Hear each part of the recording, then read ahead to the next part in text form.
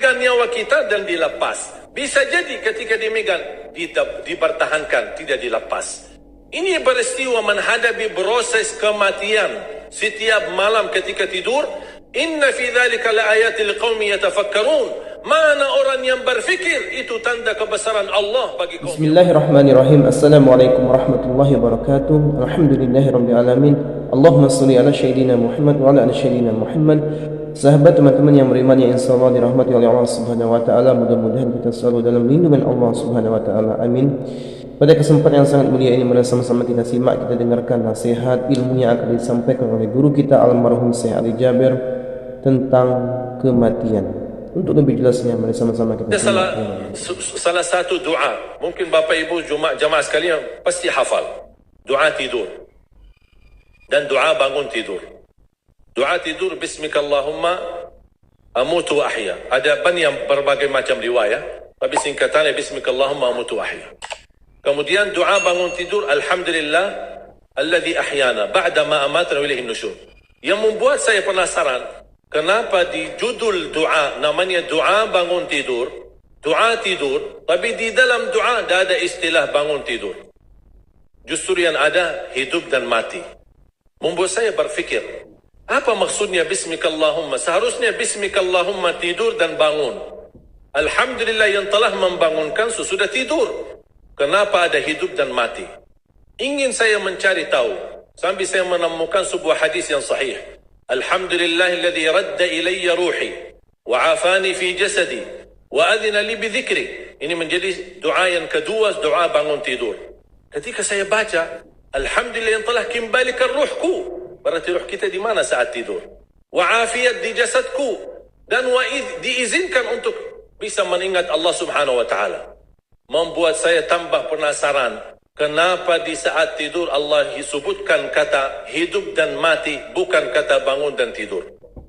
Membuat saya jari dan gali tahu, mencari tahu, tidak menemukan hadis-hadis yang bisa menjawab penasaran saya.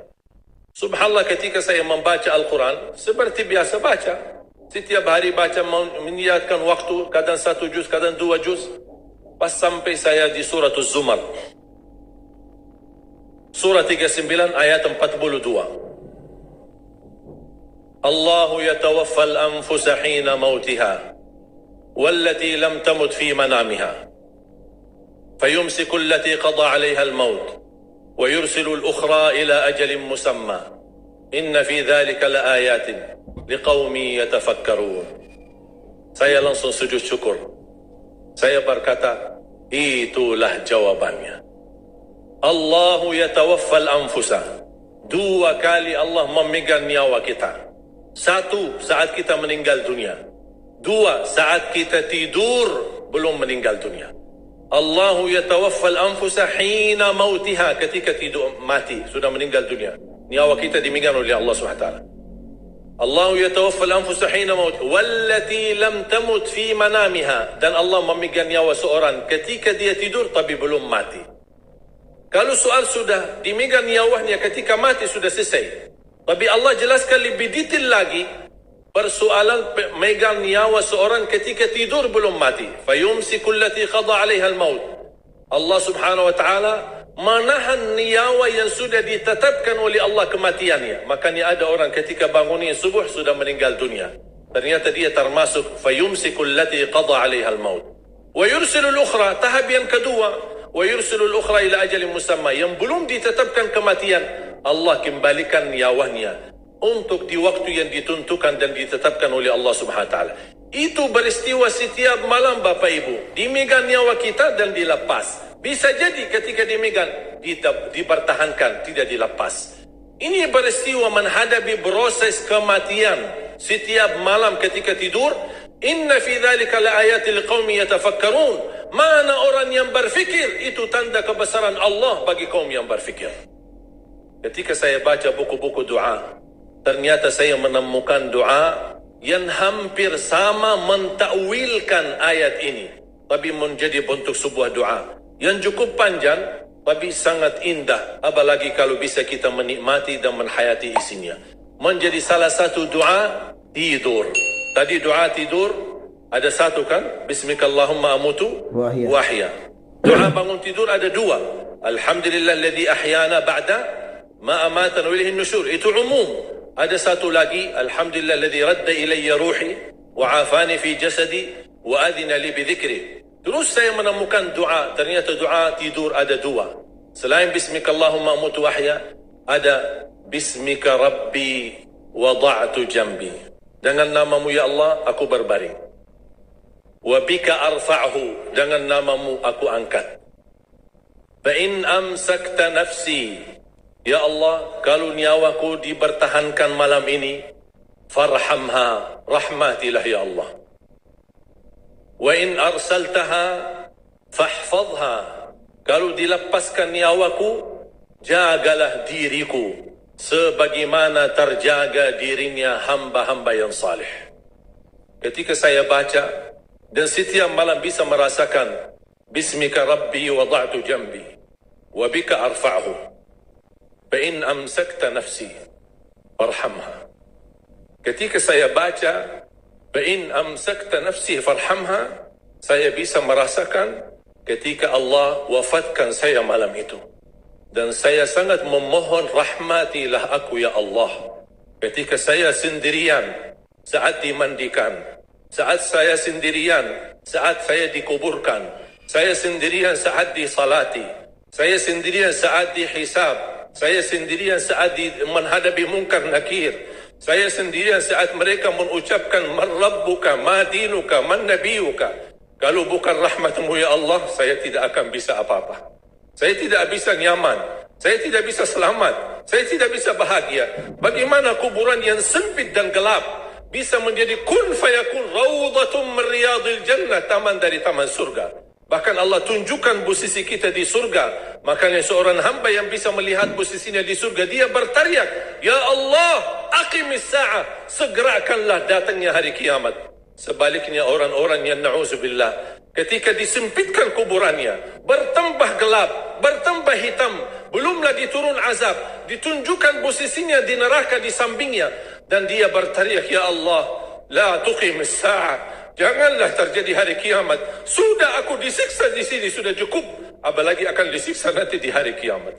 Makanya ketika saya baca bismika rabbi wada'tu jambi wa bika arfa'hu fa in amsakta nafsi, ya Allah, kalau memang nyawaku malam ini dipertahankan, rahmatilah ya Allah. Karena prosesnya panjang. Ketika Uthman bin Affan disebutkan surga dan neraka, tidak pernah nangis. Tapi ketika dibahas kuburan, 3 malam tidak bisa tidur. Kata beliau, al-qabru awwalu manazilil akhirat. Kuburan itu langkah awal ke akhirat. Kalau itu lulus, lancar, bahagia, selamat, insya-Allah lebihnya aman dan sambil menuju ke surga.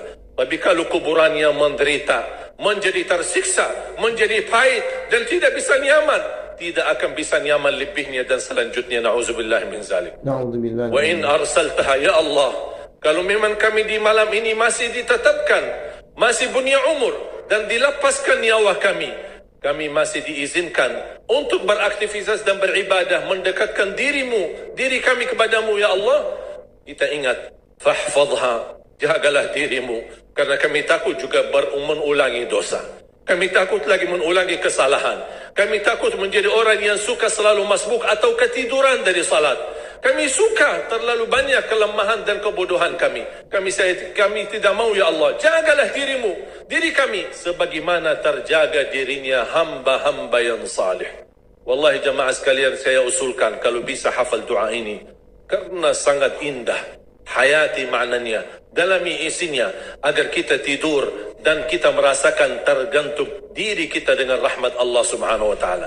Kalau memang mati malam itu, kita insya Allah dirahmati Allah. Kalau kita masih punya umur, mudah-mudahan kita terjaga untuk bisa menjadi sebagaimana hamba-hamba yang saleh. Amin. Jamaah sekalian, kematian itu jauh lebih dekat daripada titik nafas kita setiap hari.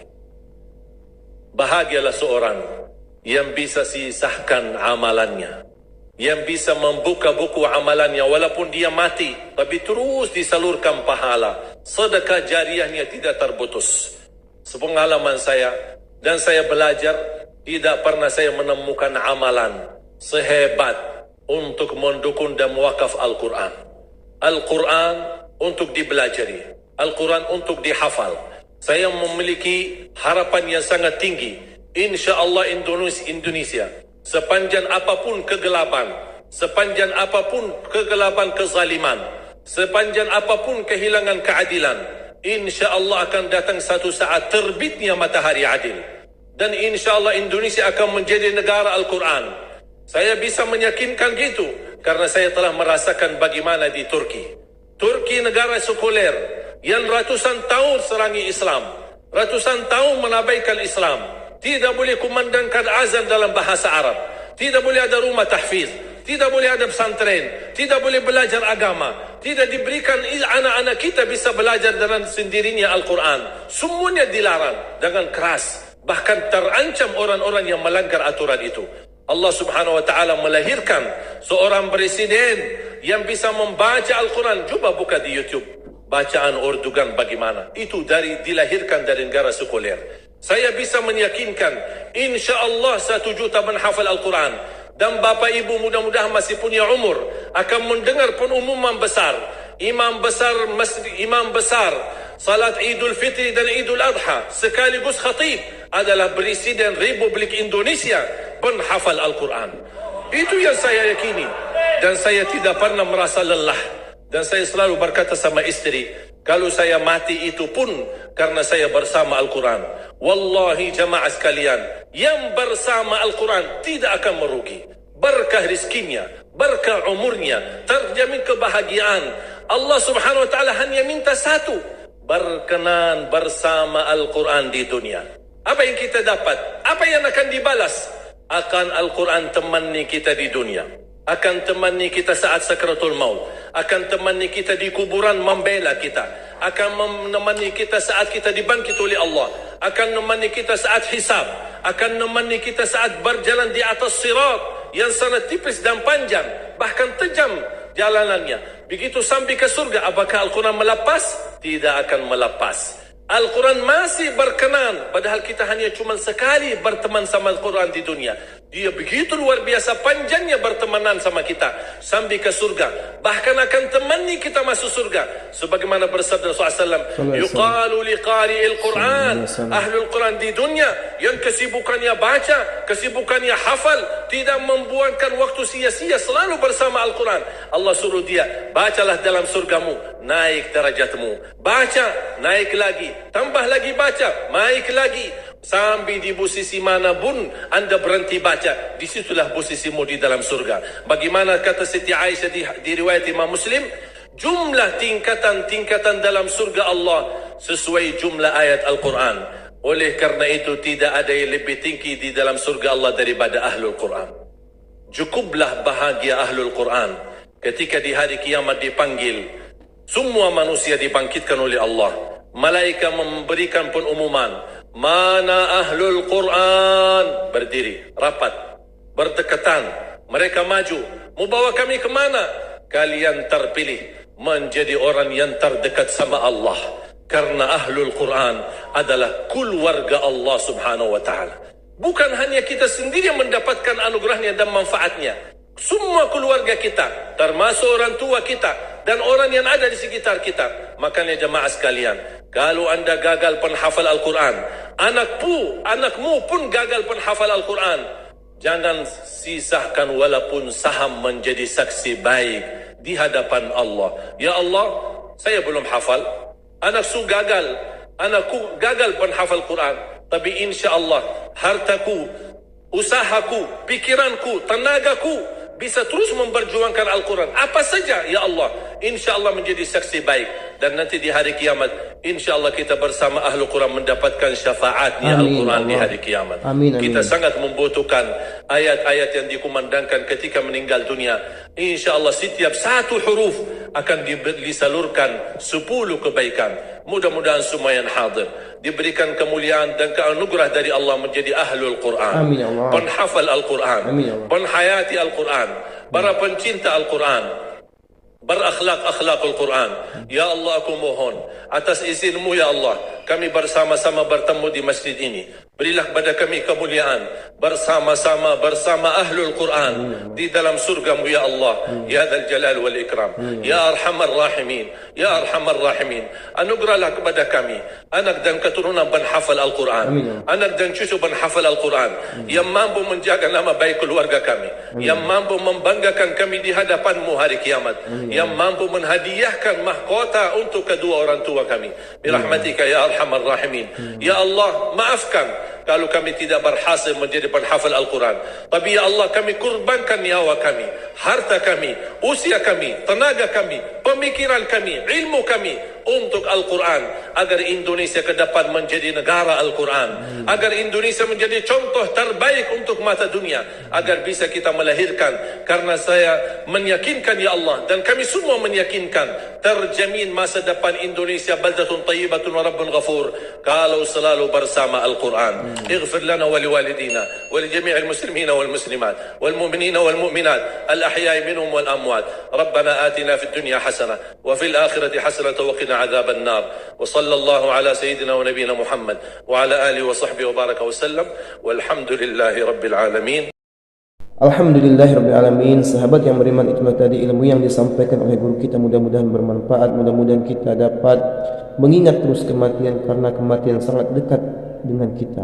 Maka dari itu mari kita persiapkan pundi-pundi amal kita, amal-amal ibadah kita, agar supaya kita pada saat dipanggil oleh Allah Subhanahu wa taala kita dalam keadaan husnul khatimah. Amin amin ya rabbal alamin. Mungkin itu saja yang bisa saya sampaikan. Lebih kurang saya mohon maaf. Saya akhiri. Wassalamualaikum warahmatullahi wabarakatuh.